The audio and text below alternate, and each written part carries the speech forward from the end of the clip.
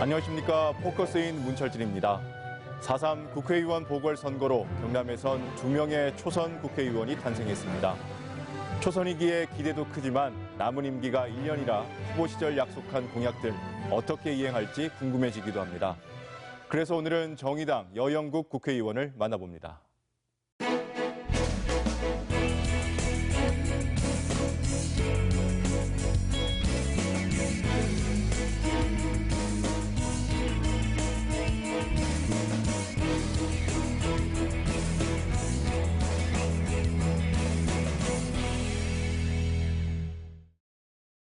함께 하실 분들 소개드립니다. 이번 4.3 보궐선거에서 당선된 정의당 여영국 국회의원 나오셨습니다. 여영국 국회의원과 함께 이야기 나눠주실 경남대학교 행정학과 오건호 교수도 함께합니다. 네, 안녕하십니까?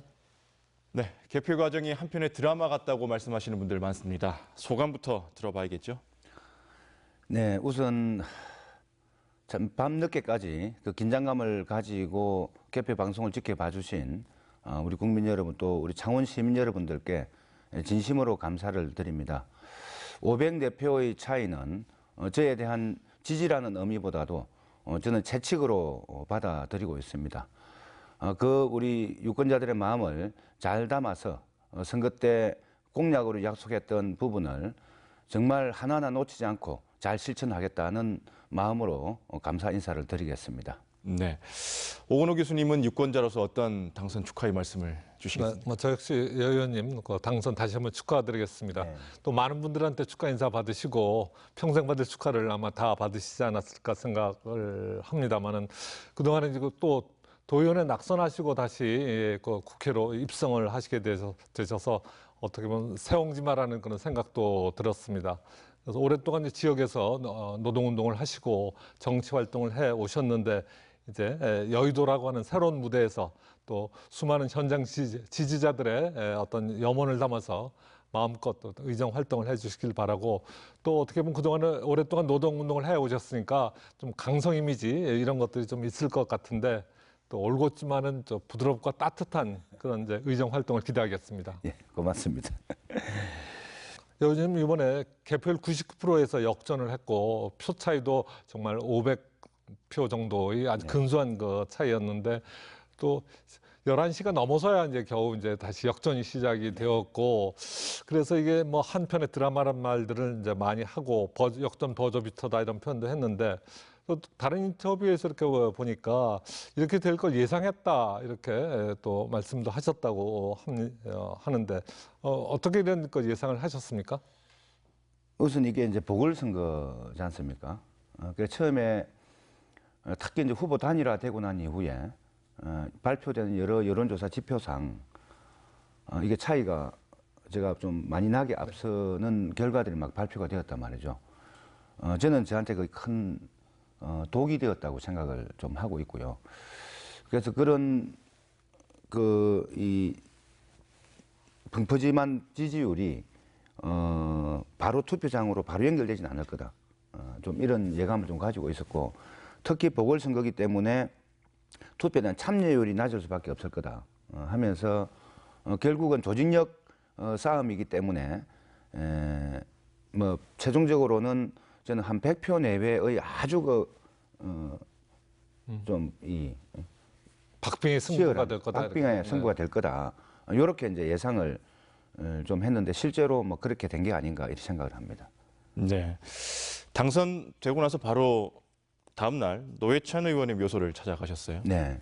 어떤 다짐을 하고 오셨습니까? 우선 이번 선거를 하면서 반드시 이겨서 탈상을 하겠다. 이런 좀 마음으로 제가 선거를 쭉 했거든요.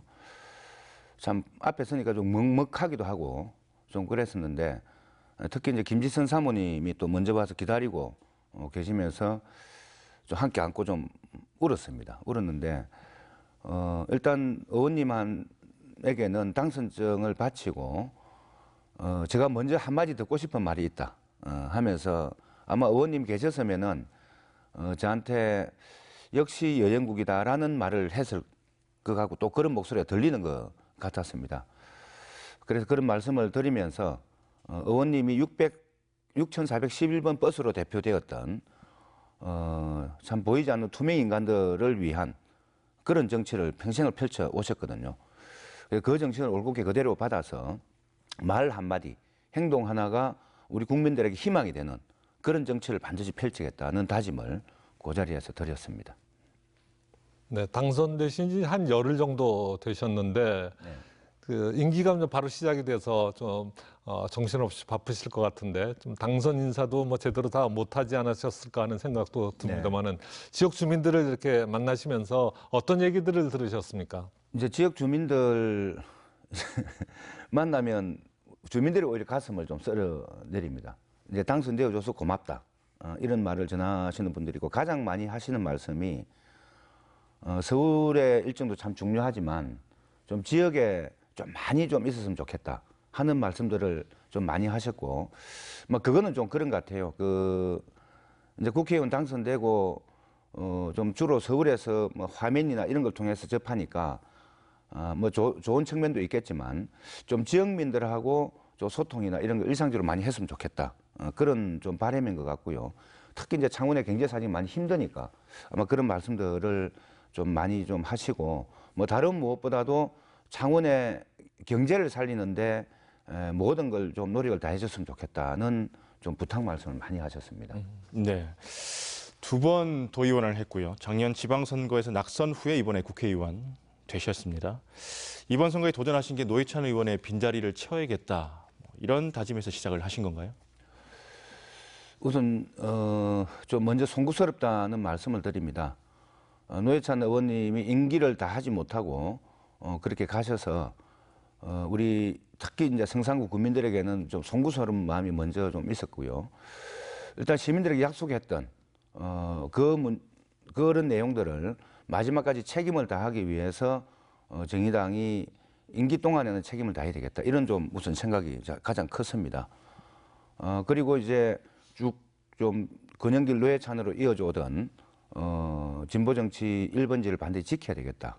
이런 생각이 있었고, 참 그렇지만 저희들은 굉장히 아픈 선거였죠. 힘든 선거였습니다. 선거를 막상 출마한다고 결정은 했습니다만 이 선거를 왜 해야 되는지 하는 이게 마음적으로 수용이 잘 안 돼서 저희 당원들도 굉장히 힘들어 좀 했습니다. 그래서 그 초반에는 저 혼자 선거운동 할 수밖에 없었던 그런 좀 배경이 좀 되었는데요.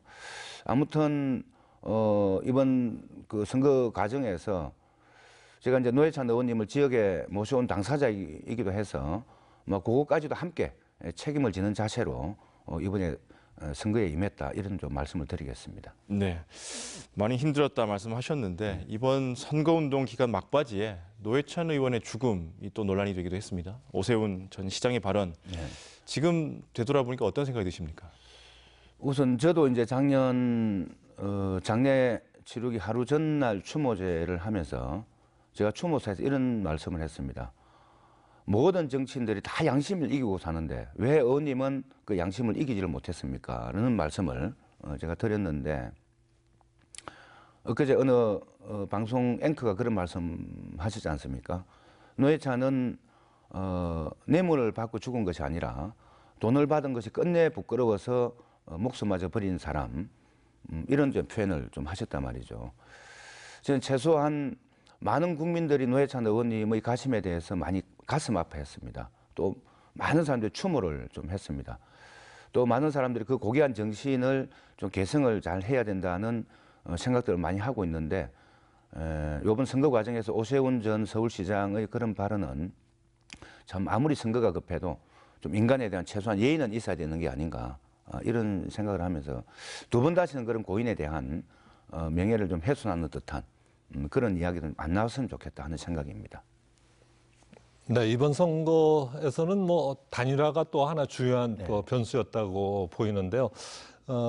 민주당하고의 단일화는 이루셨지만 결국 그 민중당과의 단일화에는 실패를 해서 또 많은 분들이 안타까워했던 것 같습니다. 권영길 전 대표가 선거 당시에 여영 후보를 지지하면서도 손석형 후보가 눈에 밟힌다, 이런 말씀도 하셨는데, 선거가 이제 끝이 났습니다만은 어떻게 이야기를 나눠 보시거나 만나 보신 적이 있으십니까? 우선 뭐 이번 선거 과정에서 가장 힘들었던 부분이 바로 그 지점입니다. 먼저 진보 후보 간 단일화를 추진하다가 그것이 결국은 뭐 원인이 어디에 있든 간에 실패를 좀 했고 그 주된 책임은 저한테도 많이 있다는 생각을 좀 하고 있습니다. 그것 때문에 많이 아쉬워하고 좀 힘들어하면서 아마 투표장으로 가지 않은 분들도 있었다는 이야기를 전해 들었습니다. 그것이 이번 그 선거가 더 어렵게 전개되는 하나의 좀 배경이 되지 않았는가 이렇게 좀 생각을 좀 하고요. 우선 그런 점에서 마지막까지 힘들게 완주하신 우리 손석희 후보께 정말 미안한 마음을 뭐 이 자리를 통해 다시 한번 좀 전하고요. 아직 만나지는 못했습니다. 그러나 엊그제 공식 행사 자리에서 한번 우연찮게 만나서 제가 마이크를 들고 공개적으로 참 고생하셨다는 또 미안하다는 말씀을 전했고 이후에는 올해 선거에서 있었던 좀 이런 과정이 좀 없도록 더 노력을 하겠다 이런 말씀을 드렸고 나오면서 손석희 후보님께 꼭 단둘이서 소주 한잔 하면서 좀 허심탄회한 이야기를 하자는 말씀을 드렸고 본인도 흔쾌하게 그렇게 하자고 이야기를 해서 곧 좀 만나서 이야기를 나누는 생각입니다. 네. 보궐선거가 선거운동 기간도 짧고요. 유권자의 관심에서 좀 멀어지는 선거이기도 합니다. 근데 이번에는 내년에 총선을 앞두고 있어서인지 관심이 매우 뜨거웠습니다. 그동안 도의원 선거를 3번 치르셨고요. 국회의원 선거 해보니까 어떠셨습니까? 우선 뭐 이번 선거는 좀 대선급 선거였다. 뭐 이런 좀 평들이 좀 있습니다.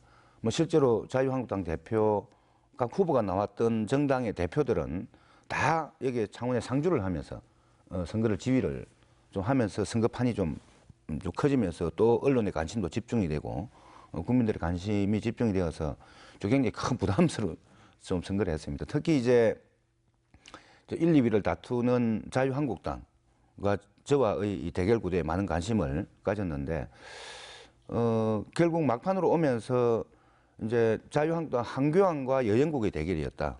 이런 말이 나올 정도로 자유한국당이 완전히 여기 올인하는 뭐 그런 좀 모습이어서 이거는 뭐 도의원과는 비교할 수 없는 그런 좀 선거였고 그래서 좀 말 한마디 이런 게 굉장히 조심스럽고 근데 이런 게 이제 도의원 선거하고 비교하면은 이게 완전히 좀 다르고 또 이 국회의원이란 게 그냥 동네에 뭐 자그만 뭐 이런 문제만 가지고 이 지지를 받는 게 아니지 않습니까? 그런 점에서 이제 공약 하나하나 또 전국에 대한 어떤 말 한마디 이런 게 굉장히 신중할 수밖에 없었다는 말씀을 드리겠습니다. 예, 저도 이번 그 선거를 보면서 밤 11시 24분에 개표율이 99.98%일 때 그때 역전이 되고 최종적으로는 504표 차이에 승리를 거두셨는데 이걸 보면서 저도 뭐 뉴욕 양키스 뭐 요기베라가 했다고 하는 뭐 끝날 때까지 끝난 것이 아니다. 그 말이 정말 그 실감이 났습니다. 그래서 드라마틱한 승리라고 해서 더 감동도 있고 기쁠 수도 있지만 또 어떻게 보면 유권자들이 왜 이렇게 힘든 승리를 주셨는가 하는 것도 생각해 볼 여지가 있는 것 같고 또 통영 고성에서는 또 자유한국당이 압승을 거뒀습니다. 그래서 이런 보궐선거 결과를 봤을 때 유권자의 뜻을 어떻게 받아들이십니까? 제가 이제 모두의 인사를 드릴 때 좀 그런 말씀을 드렸습니다.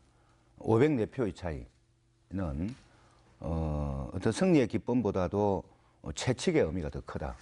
이런 좀 생각을 합니다.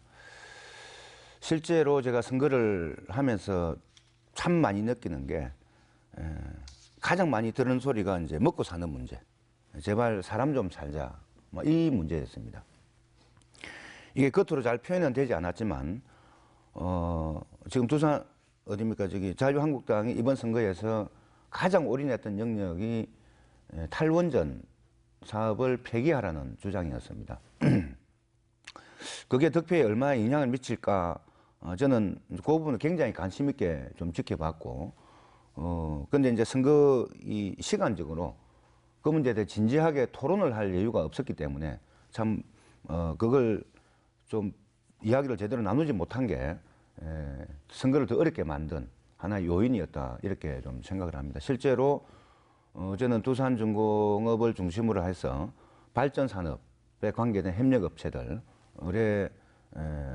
관계된 분들이 이번에 이 선거에 상당히 영향을 미쳤다. 좀 이렇게 생각을 하고 그게 뭐 옳다 그르다를 떠나서 현실적 문제이고 또 정부의 최저임금 인상 문제 또 노동시간 단축 문제가 분명히 옳은 정책이고 선한 정책임에도 불구하고 그게 당장 현실적으로는 어떤 소득의 감소 또 고용의 어려움 뭐 이런 것으로 당장 나타나고 이것을 뒷받침할 수 있는 정책이 또 촘촘하게 뒷받침되지 않으니까 당장 현상적으로는 힘드니까 그런 것이 좋은 정책임에도 불구하고 현 정부에 대한 반감 그게 이제 더불어민주당과 후보 단일화를 한 저한테 대한 일정한 좀 표의 마이너스 요인 뭐 이런 것으로 작동한 게 아닌가 저는 내심 이렇게 좀 생각을 좀 하고 있습니다. 네. 뭐 그런 점에서 이번 선거 과정에서 나타난 민심 특히 창원의 경제 문제를 힘들게 하는 그런 근본적인 문제를 좀 진단을 해서 제대로 대처하는 게 좀 이번 선거에서 당선된 국회의원으로서 첫 번째 해결해야 될 과제가 아닌가 이런 무겁게 좀 받아들이고 있습니다. 네. 교수님은 이번 보궐선거 결과 어떻게 보십니까? 예, 저도 이번 선거를 보면서 뭐 여러 가지 뭐 예상이 있었습니다만은 결과적으로는 각 정당이 완패도 없었고 또 완승도 없었다. 그래서 민심은 그 어느 누구에게도 분명한 어떤 지지 의사를 보내지는 않았고 주로 뭐 경고의 신호를 보내지 않았나 뭐 이렇게 이제 판단을 하고 있습니다. 근데 각 당에서는 뭐 좋게 해석을 하고 재논의 물대기식으로 그러니까 평가를 하고 있는 것 같습니다. 그래서 뭐 민주당 입장에서는 그래도 뭐 1승 1패 뭐 무승부다 뭐 이렇게 그 생각을 할 수 있을 것 같고 또 지난번 총선에서 후보도 못 냈던 통영 고성에서 후보를 내고 또 어느 정도의 의미 있는 득표를 했다라는 점에서 4위 뭐 체면치를 했다 이렇게 생각을 할 수 있을 것 같고 한국당 입장에서는 이제 그래도 보수 텃밭을 이렇게 복원을 하고 성산구에서도 졌지만 박빙의 승부를 겨뤘으니까 다음은 기대해 볼 만하다 이렇게 생각하는 것 같고 뭐 정의당에서는 당연히 이제 전 노회찬 의원의 지역구를 다시 이제 사수했다는 점에서 의미를 두고 있을 것 같습니다. 근데 이런 것들 또 뒤집어서 생각을 해보면 민주당 입장에서는 집권당인데도 뭐 단일화라는 명분으로 후보를 못 낸 경우도 됐고 통영 고성에서는 당이 총력 지원을 했는데도 불구하고 뭐 대패했다는 점에서 뭐 상당히 좀 앞으로 걱정스러운 그 면이 있을 것 같고 한국당 입장에서는 이제 전통적인 어떤 보수의 텃밭을 복원했다라고 이렇게 할 수 있지만 민심에 정말 분명한 지지를 받았다라고 하기에는 좀 애매한 그런 경우가 됐던 것 같고 또 표의 확장성이나 이런 것들도 좀 보여주지 못했다는 점에서 문제가 있는 것 같습니다. 정의당에서는 지역구를 지켜냈다는 점에서는 의미가 있을 수 있지만 또 그 승리라고 하는 것이 집권당과 단일화를 하고 그다음에 노회찬 의원의 후광을 입어서 이렇게 당선이 된 건데 그럼에도 불구하고 표차가 거의 이제 나지 않았다는 점에서는 다음 선거가 상당히 걱정스러울 수 있다라는 판단이 듭니다. 그래서 모든 정당에게 과제를 안긴 선거가 아니었나. 그리고 내년 총선을 앞두고 뭐 이합집산이나 합정연행 이런 것들이 불가피하게 발생할 것으로 생각이 됩니다. 네. 이번 선거 치르면서 가장 기억에 남는 순간 있으면 한번 얘기해 주시죠. 우선 가장 좀 힘들었던 부분이 사실 단일화 과정이었습니다. 이 단일화라는 게 참 여러 가지 의미를 좀 가질 수가 있는데 더하기 플러스 요인도 있고 마이너스 요인도 있고 해서 단일화 과정이 굉장히 힘들었고 그 힘든 과정에서도 그래도 이 단일화를 합의해주고 또 합의 이후에 또 아픈 여러 가지 뭐 져서 아플 텐데도 불구하고 또 선거에 흔쾌하게 함께 힘을 보태주신 더불어민주당 권민우 후보를 비롯해서 그 관계자들께 뭐 이 자리를 빌어 다시 한번 감사의 말씀을 드립니다. 그 순간이 사실 본선보다도 더 좀 힘들었다는 말씀을 드리겠습니다. 네.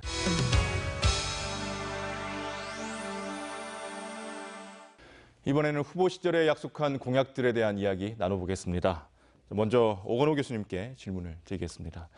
이번 창원 성산 국회의원 보궐선거 후보자들의 공약들 쭉 살펴보셨을 텐데요. 정의당 여영국 의원의 공약 어떻게 보셨습니까?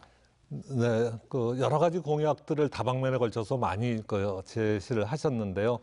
산업위기 대응 특별 지역을 확대한다는 것, 그리고 재료연구소를 소재연구원으로 승격한다는 그런 공약도 하셨고, 방위산업 지역 투자를 연 2조 원으로 확대하겠다는 말씀도 하셨고, 또 창원 KTX 증편과 요금이나 그리고 수도요금, 쓰레기 봉투, 생활요금 인하 이런 또 제안을 하셨습니다. 그리고 동별 주민복지시설 확충, 그리고 경남사랑 상품권 1,000억 발행, 그리고 임신, 출산, 돌봄, 휴가 확대하고, 그다음에 또 고위공직자 비리수사처, 공수처 이제 설치도 공약을 하셨고, 또 미세먼지 대책도 내놓으셨고, 또 반송공원, 대상공원, 거기 녹지보존, 여러 많은 공약을 하셨는데, 제가 이렇게 보니까 전체적으로는 이 지역의 어떤 경제 살리기에 이제 상당히 중점을 두고, 또 많은 또 공약들이 또 고 노회찬 의원의 모습이 어른거리는 것을 느끼게 하는 그런 공약들이 많이 있었다고 생각이 됩니다. 네, 정치, 사회, 경제 분야 공약을 살펴보겠습니다. 먼저 정치 분야는 국회의원 특활비 폐지를 약속했는데요. 노회찬 의원의 주도로 국익을 위한 최소한의 영역을 제외하고 모든 국회 특활비가 폐지되기도 했는데, 자, 앞으로 어떻게 구체적으로 이행하실 계획이십니까? 우선 이제 국회 특활비 폐지는 어찌 보면은 이제 정치가 국민들의 신뢰를 받기 위한 특권 내려놓기의 조치였다. 저희들 이렇게 좀 받아들이고 있습니다. 특권을 가진 사람이 내려놓을 때, 그거는 없어지는 거기 때문에 대표적으로 국회가 가진 특권을 우선 자신들이 내려놓음으로써 국민들의 신뢰를 확보해 나가는 게 참 중요하다는 생각이고, 이제 특수활동비 폐지에 이어서 저희들이 이번 선거 과정에서 추진하고자 약속했던 것이 소위 셀프 금지 3법입니다. 국회의원들이 해마다 자신들의 세비를 자신들이 결정을 합니다. 이제 월급 인상 자신들이 결정하는데 늘 이게 국민들의 비판의 대상이 되어 왔지만 개선이 되지 않고 있는 이런 거고, 또 국회의원들이 많은 잘못을 저질러도 스스로 징계를 또 하고 있습니다. 이거는 본인들이 스스로 징계하는 것을 이제는 없애야 된다. 이런 것. 근데 해외 연수가 얼마나 또 문제가 많이 되고 있습니까? 이 해외 연수도 본인들이 또 심사를 해서 갔다 온단 말이죠. 그래서 적어도 이제 이런 대표적인 스스로 결정하는 셀프 금지 3법을 좀 제정해서 국회 특권 내려놓기, 특수활동비 폐지에 이어서 계속 이어가겠다. 이런 공약을 걸었습니다. 이럴 때만 우리 국회가 국민들로부터 조금씩 신뢰를 좀 회복하지 않겠는가, 좀 이런 생각입니다. 그래서 우선 다른 정치 분야의 큰 공약보다도 이런 셀프 금지 3법부터 우선 입법을 해서 국민들의 신뢰를 받는 국회를 만들겠다는 생각을 좀 하고 있습니다. 네. 그리고 이번에 공약하신 걸 보니까 이제 공수처 도입도 네네. 공약에 들어가 있는 것 같습니다. 그래서 이런 공수처 설치 공약을 이제 선거법 개정과 함께 이제 패스트 트랙으로 묶어서 이제 처리하려고 이렇게 했는데, 보면 이게 좀 그렇게 좀 진척이 잘 안 될 가능성이 있어 보입니다. 그래서 민주평화당 이제 바른미래당의 이제 기소권 없는 공수처 방안에 손을 들어줬고, 정의당에서도 지금 이렇게 진척이 잘 안 돼서 상당히 답답해하는 이런 상황인 것 같습니다. 이런 고위공직자 비리수사처, 공수처 설치에 대해서는 앞으로 어떻게 목소리를 내실 생각인지 좀 들려주시죠. 우선 공직자 비리수사처의 필요성 문제는 끊임없이 국회 내에서 제기가 되어 왔습니다. 특히 고위공직자들, 권력과의 관계가 있을 수밖에 없는 이런 분들이 어떤 비리를 저질렀을 때 이게 검찰이 수사를 하면은 권력의 외압이나 이런 걸 통해서 이게 축소되고 왜곡된 이런 사례들이 얼마나 많이 좀 있었습니까? 그래서 권력으로부터 독립된 이런 수사처가 반드시 필요하다는 게 이제 공직자 비리 수사처 일명 이제 공수처인데요. 이게 이제 지금 쟁점은 기소권을 갖느냐 마느냐 뭐 이런 문제가 좀 쟁점이란 말이죠. 그래서 지금 바른미래당은 기소권을 줘서는 안 된다. 이런 거고. 그래서 이 문제를 통과시키는 게 굉장히 중요하기 때문에 뭐 저희들 입장은 예를 들면은 최종적으로는 크게 두 가지로 보면 됩니다. 그러면 검찰에 수사권을, 기소권을 주되 만약 검찰이 기소를 하지 않을 경우에는 다시 공수처가 한 번 더 그것을 들여다볼 수 있는 어떻게 보면 2심 제도 정도의 제도를 그럼 도입하자. 뭐 이런 도 많이 하나 있고요. 또 하나는 그런 기소권을 공수처가 가지되 그걸 가지는 시기를 좀 일정하게 조금 연장을 해서 좀 조정을 하자. 뭐 이런 좀 그 생각을 가지고 있는데 아무튼 이 문제는 지금 특히 바른미래당의 좀 대승적 결단 또 민주당의 좀 적극적 어떤 의지 좀 이런 게 절대적으로 필요한 시기가 아닌가 이렇게 생각을 합니다. 네. 사회 분야 공약을 살펴보면 국공립 어린이집과 유치원 50% 확대가 있던데요. 네. 구체적으로 어떻게 실현을 할 계획이신가요? 우선 이게 전국적으로 보더라도요. 우리 경남이 특히 창원이 그 국공립 어린이집이나 국공립 유치원의 지원율이 굉장히 낮습니다. 국공립 어린이집 같은 경우에 지원율 8.9%, 굉장히 낮은 수준이죠. 유치원 같은 경우는 17.4%로서 전국 최하위 수준입니다. 이것을 이제 50% 수준으로 높여내겠다 하는 건데, 그러면 계속 그 공립 유치원을 새로 만들고 또 그 유치원을 계속 새로 만들 거냐 하는 측면도 있으면 예산 문제도 있고 지금 사립 유치원이나 민간 어린이집 또 이런 거와 관계도 많이 있단 말이죠. 그래서 이런 것은 현재 민간 어린이집이나 또 그 사립 유치원을 공립화시키는 인수를 해서 뭐 이런 부분을 뭐 적극적으로 추진을 하고 또 현재 있는 그 민간 어린이집 또 사립 유치원의 공공성을 강화하는 뭐 이런 방향으로 해서 뭐 이것을 추진하겠다는 거. 결국은 이제 정책, 예산 또 제도 이런 게 큰 문제란 말이죠. 그래서 제가 이제 아무래도 1년 요 상임위가 요 문제를 다루는 아마 그 교육위원회로 아마 배치가 될 것 같습니다. 그래서 좀 더 책임성을 가지고 뭐 예산 문제나 이런 것들을 실효성 있게 좀 배치가 될 수 있도록 노력을 통해서 공약한 부분을 현실화시켜내겠다는 생각을 하고 있습니다. 네, 이제 국회의원이 되시니까 뭐 여러 분야에 대해서 다 관심을 갖고 네. 또 해결해야 될 과제들이 많은데요.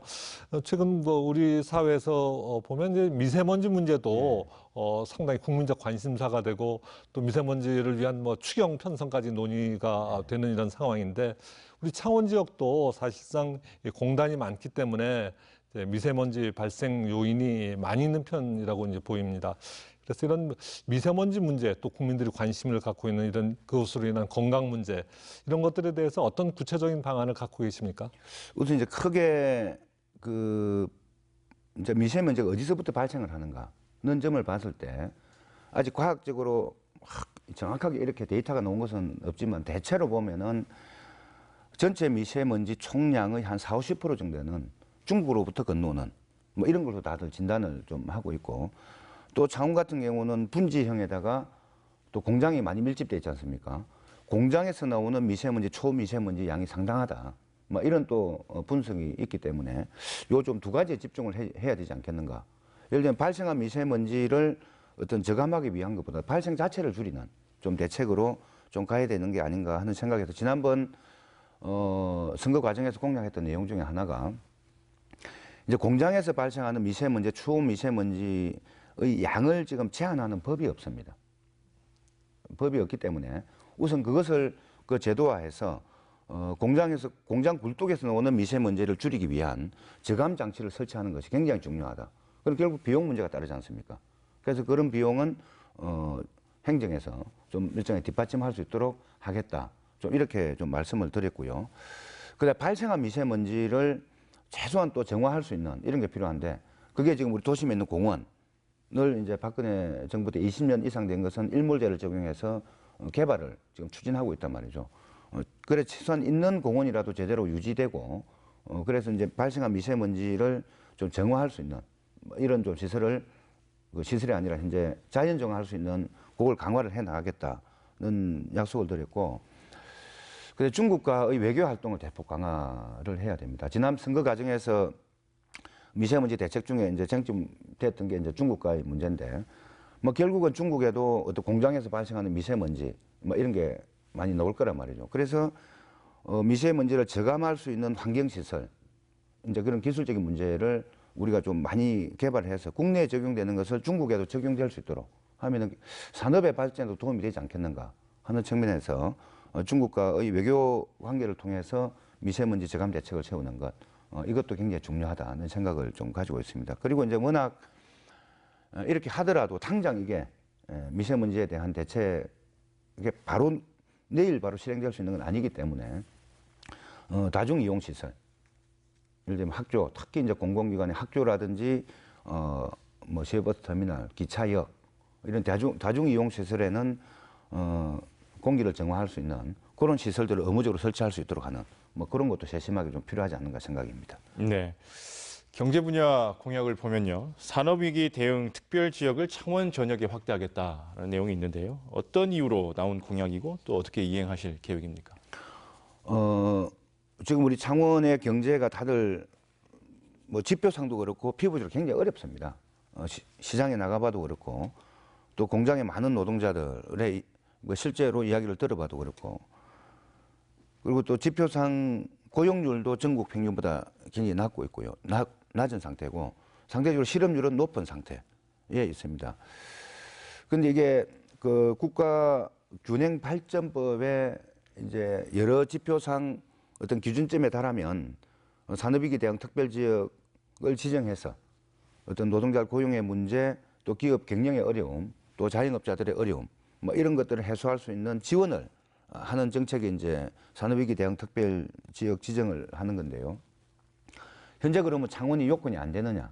전에 요 앞에 노회찬 의원님 돌아가시기 전에 경상남도 창원시 함께 해서 산업위기 대응 특별지역 지정을 정부에 요청을 한 바가 있습니다. 했는데 우리 지내고만 되었거든요. 우선 급한 것은 작년 5월 29일에 이게 지정이 되었습니다. 그래서 기간이 1년이거든요. 그럼 뭐 지금 산업위기 대응 그 지정을 할 때보다 훨씬 상황이 나아졌느냐 하면 전혀 그렇지 않단 말이죠.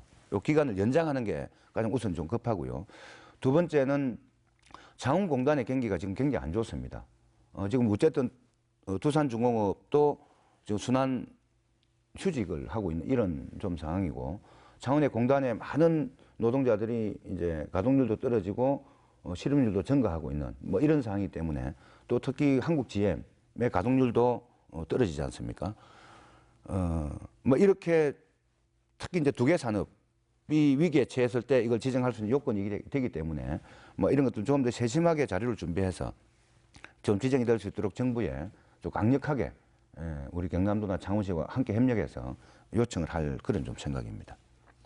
네, 그리고 그 창원에 있는 한국기계연구원 부설 재래연구소를 또 한국소재연구원으로 격상시키겠다 이런 공약도 됐는데, 네. 사실 이 공약은 2017년에 노회찬 의원께서 발의하신 공약이고, 그런데 이게 이번 5월이 되면 자동 폐기될 이런 그 처지에 놓여 있어서 네. 그동안에 필요성은 계속 제기가 됐는데 제대로 실현이 안 된 이런 문제라고 보여집니다. 또 이것을 또 여 의원께서는 이번 국회에서 어떻게 뭐 실현시킬 계획을 갖고 계신지요? 이게 창원공단의 어려움은 다 압니다. 그동안 단순 가공 조립에만 의존해서 하던 이 한계를 넘어서야 된다. 다들 그렇게 이야기를 하는데, 그런 근본적으로 이것을 혁신시키게 내기 위해서는 지금 우리 정부나 경남도 창원시가 추진하고 있는 스마트 팩토리는, 저는 이것도 굉장히 중요합니다. 중요한데 가장 밑바탕이 되는 소재와 부품에 대한 혁신 없이는 이건 어렵다. 원천 기술 없이는 어렵다. 왜 독일이나 일본이 제조업 강국입니까? 바로 그 기본 바탕은 바로 소재나 부품의 원천 기술을 소재 강국이기 때문에 이제 그 바탕이 되는 거거든요. 그런 점 이제 창원공단도 단순 가공이나 조립에 의존해서 먹고 사는 시대, 이 한계를 넘어서야 된다. 이 한계가 지금 우리 공단의 한계로 와닿아 있기 때문에 뭐 그런 점에서 우리 재료 연구소를 중심으로 해서 바로 이런 것을 달성하기 위한 소재 연구원으로 성격해서 해야 된다. 왜냐하면 그걸 이루기 위해서 많은 연구원도 있어야 되고 우수 인력도 있어야 됩니다. 그러나 지금 어떤 다른 독일이나 일본에 비해서 그 수준이 3분의 1 수준밖에 되지 않거든요. 예산이나 이런 측면에서도. 뭐 그런 점에서도 빨리 이것을 해야 되는데 왜 이게 지금까지 이게 그냥 그 법안 올라가 있음에도 처리가 되지 않고 있는지 좀 모르겠는데 어쨌든 이런 현실적 그 어려움 또 필요성을 더 강하게 국회나 정부에 더 어필을 해서 이 법안이 폐기가 되지 않고 반드시 통과될 수 있도록 모든 노력을 다하겠다는 말씀을 드리겠습니다. 네. 스타필드 입점이 점차 구체화되고 있는 상황입니다. 선거 때도 후보들마다 찬반이 엇갈렸는데 이 문제는 어떻게 해결해야 되겠습니까? 어쨌든 스타필드 문제가 이 지역에서 맨 처음 이야기 나올 때 가장 먼저 이 문제를 사회적으로 공론화했던 당사자이기도 하고 또 그 관계된 자영업자들 전통시장이나 또 이 그 상점과 이런 분들과 함께 여기에 대한 대책위를 사실상 함께 만들었던 당사자이기도 합니다. 뭐 제가 주장하는 것 한마디로 요약하면은 자영업 시장 또 자영업자들은 생존권 대책 없는 스타필드는 재고돼야 된다는 게 제 기본 입장이고 그래서 보통 이런 게 하나 들어서면은 교통 환경 영향 평가만 합니다. 그렇게 해서 교통에 얼마나 영향을 미칠까 뭐 이런 평가만 주로 하는데 이건 종합적 평가를 해야 됩니다. 이게 그냥 이마트 하나 들어오고 롯데마트 하나 들어오고 이런 수준이 아니거든요. 어떻게 보면 창원뿐만 아니고 인근의 상권까지도 완전히 빨아들일 수 있는 이런 굉장히 메머드급이기 때문에 이것이 미칠 전체적인 시장에 대한 영향, 예를 들면은 자영업자들 기존 자영업 시장에는 어떤 영향을 미칠지, 또 우리 부동산 시장에 어떤 영향을 미칠지, 뭐 이런 것까지 전체적으로 봐야 됩니다. 예를 들면 우리 창원은 아파트 단지를 중심으로 조그만 상가들 중심으로 이래 이 구성이 되어 있단 말이죠.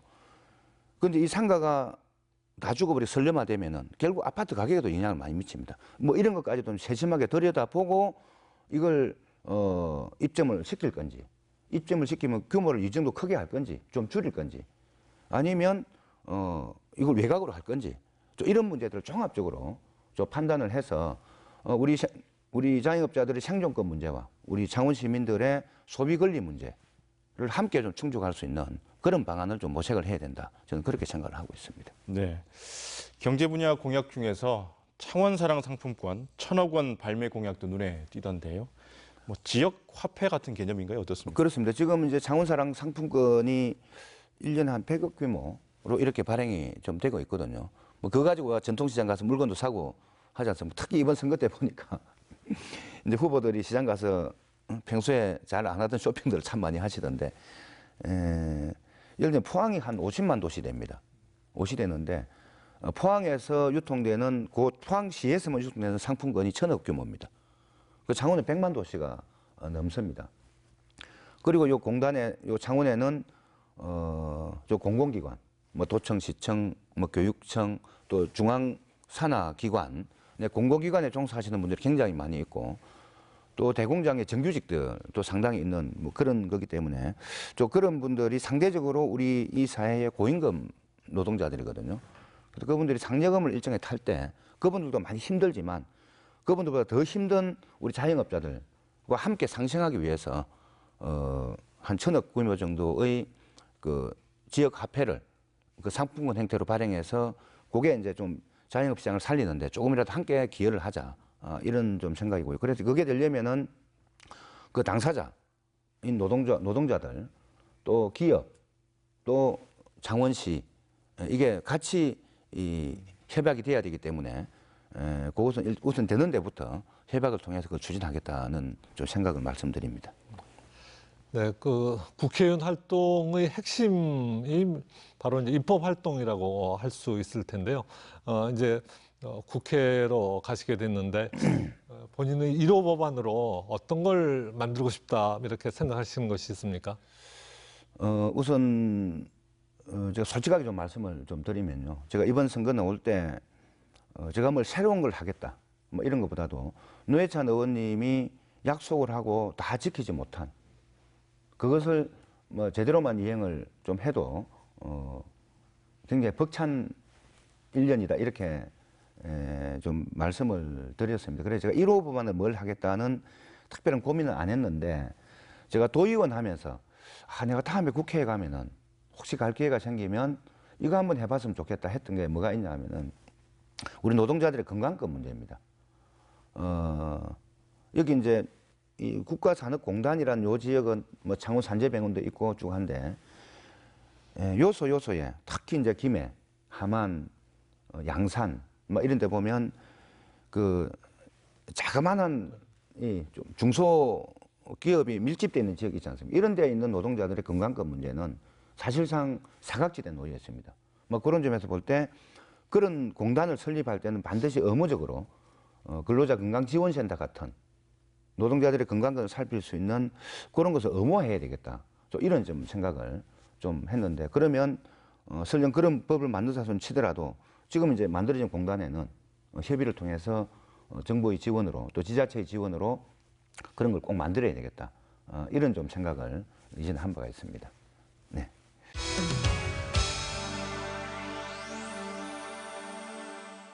네, 당선 이후에 원내 교섭단체 구성에 관심이 많습니다. 민주평화당과 교섭단체 구성 조금 삐걱거리는 것 같은데 어떻습니까? 네, 최근에 이제 저희 정의당의 의지만 가지고 되는 문제가 아니고 그 당사자인 민주평화당의 이 동의가 좀 있어야 되는 거고 이게 이제 그냥 과반수 동의 이런 문제가 아니고 전원이 동의를 해야 될 뭐 이런 문제입니다.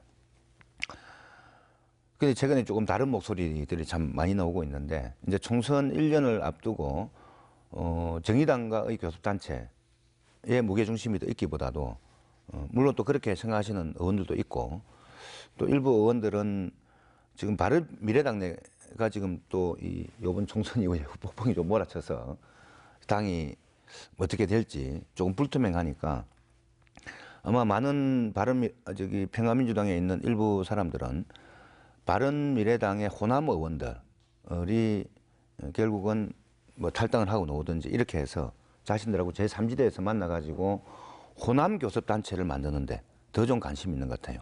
그래서 2020년 총선 때 좀 호남의 어떤 일정한 중심 역할을 좀 하려고 하는 그런 데 오히려 더 관심이 좀 가가 있는 것 같고 저희 정의당은 바른미래당이 아닌 그 민주평화당과 함께 교섭단체를 구성해서 지금 당장 좀 정쟁만 계속 일삼고 있는 이 국회를 좀 교섭단체를 구성을 해서 좀 더 개혁적이고 진보적인 목소리를 통해서 민생국회로 바꾸자 하는데 바라보는 지점이 좀 다른 것 같아요.